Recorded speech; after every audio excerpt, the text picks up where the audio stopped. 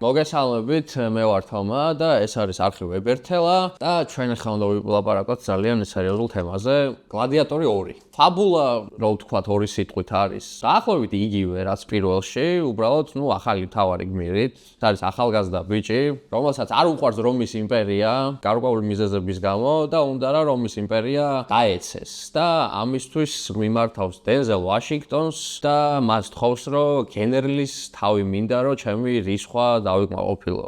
მოლოდინები იყო ეგეთი. ეს ფილმი იქნებოდა საშინელება, მიწასთან გაასწორებდა პირველი სერიის თავმავლობას და მთელ მუღამს და ყველას გააღიზიანებდა რა.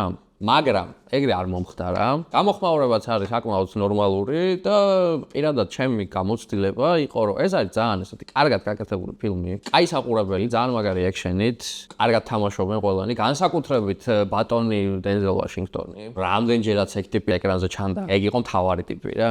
ძალიან მაგრად თამაშობს. იყო უზარმაზარი მასიური სცენები, დიდი სეტებით და თან აშკარად თვალი ხო ატყობს ახლა კომპიუტერული გრაფიკა რა არის და რა არის ნამდვილი რა. აშკარად ძალიან ბევრი ნამდვილი მასიური სცენები რა, რაღაც 500 ადამიანი რო დარბის ირგვლივ და რაღაცა ძალიან მაგარი გაკეთებული იყო და რაც უცნაური იყო, ბევრად უფრო სისხლიანია და ბევრად უფრო ესეთი მეტი ძალადობა არის, ვიდრე პირველ სერიაში. თავფეხის და ხელფეხის მოჭრა, სისხლი ყველგან და რაღაცა საშინელებები ხდება რა, მოკლედ, რაც თალსაღად კარგია რა. პირველი სერიისგან განსხვავებით, არ არის ეგეთი ემოციური, უფრო ჩახლართული, უფრო რაღაცა პოლიტიკური თრილერის მაგვარი ამბავია ვიდრე პირველში. აქ უფრო არის რაღაცა ექშენი, ინტრიგა, ეგეთი რაღაცები რა. ერთადერთი რაც არ ვარგოდა, იყო მუსიკალური გაფორმება რა, რაც ახლა პირველი სერია ვისაც გაქვთ ნახე, აგის საუნდტრეკი ყველა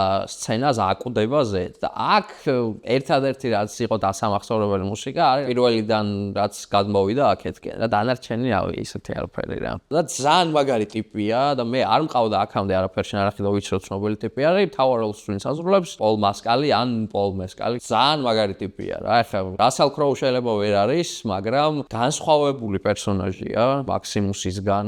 ეს მეორე ფილმი არის უფრო იმაზე, როგორ ხდება ეს მთავარი გმირი, ისეთი ღირსეული ადამიანი, როგორც იყო, სიტყვაზე პირველი სერიის მაქსიმუსი რა.